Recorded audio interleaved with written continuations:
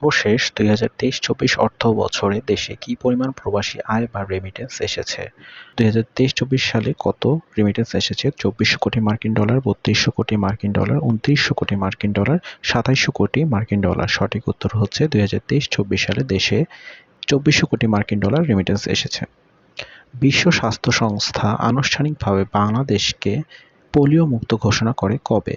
বিশ্ব স্বাস্থ্য সংস্থা বাংলাদেশকে পোলিও মুক্ত ঘোষণা করে কবে? ২০০৬ সালে, ২০১০ সালে, ২০১৪ সালে, ২০২৪ সালে। সঠিক উত্তর ২০২৪ সালে।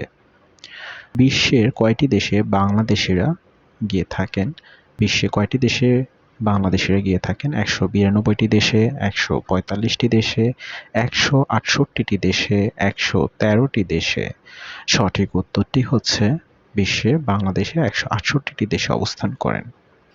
বিশ্ব আবহাওয়া সংস্থার হিসেবে বিশ্বের সবচেয়ে শক্তিশালী সাইক্লোন কোন দেশে আঘাত হানে? বিশ্ব আবহাওয়া সংস্থার হিসেবে বিশ্বের শক্তিশালী সাইক্লোন কোন দেশে আঘাত হানে? শ্রীলঙ্কা, কিউবা, বাংলাদেশ, মালদ্বীপ।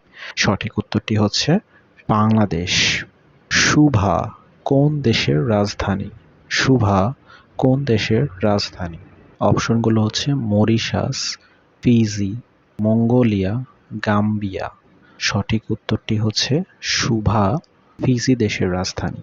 জাতিসংঘের কোন সংস্থা বিমানবন্দরে প্রবাসীদের জন্য গঠিত প্রবাসী লাউঞ্জের স্পন্সর? জাতিসংঘের কোন সংস্থা বিমানবন্দরে প্রবাসীদের জন্য গঠিত প্রবাসী লাউঞ্জের sponsor? UNESCO, UNHCR, IOM, UNDP. সঠিক উত্তরটি হচ্ছে আইওএম। জাপানের সংসদের নাম কি? জাপানের সংসদের নাম কি? সঠিক অপশনগুলো হচ্ছে সিম, ন্যাশনাল ডায়েট, সিনেট, পার্লামেন্ট। সঠিক উত্তরটি হচ্ছে জাপানের সংসদের নাম ন্যাশনাল ডায়েট। কোন দেশের সংবিধানকে শান্তির সংবিধান বলা হয়? কোন দেশের সংবিধানকে শান্তির সংবিধান বলা হয়? নিউজিল্যান্ড, ফিনল্যান্ড, যুক্তরাষ্ট্র, জাপান। সঠিক উত্তরটি হচ্ছে পৃথিবীর যে দেশের সংবিধানকে শান্তির সংবিধান বলা হয়, Japan. The great Bhola cyclone দেশের উপকূল এলাকায় কখন আঘাত হেনেছিল? দ্য গ্রেট ভোলা সাইক্লোন দেশের উপকূল এলাকায় কখন আঘাত হেনেছিল? ১২ নভেম্বর ১৯৪৩, ১১ নভেম্বর ২০০৭, ২৬ নভেম্বর ১৯৯০, ১২ নভেম্বর ১৯৭০। সঠিক উত্তর ১২ নভেম্বর ১৯৭০। নাগোর্নো কারাবাখ অঞ্চল নিয়ে কোন দুটি দেশের ভিতরে বিরোধ রয়েছে? ইউক্রেন, রাশিয়া, আর্মেনিয়া ও আজারবাইজান, সিরিয়া ও ইসরায়েল, ইরান ও আজারবাইজান।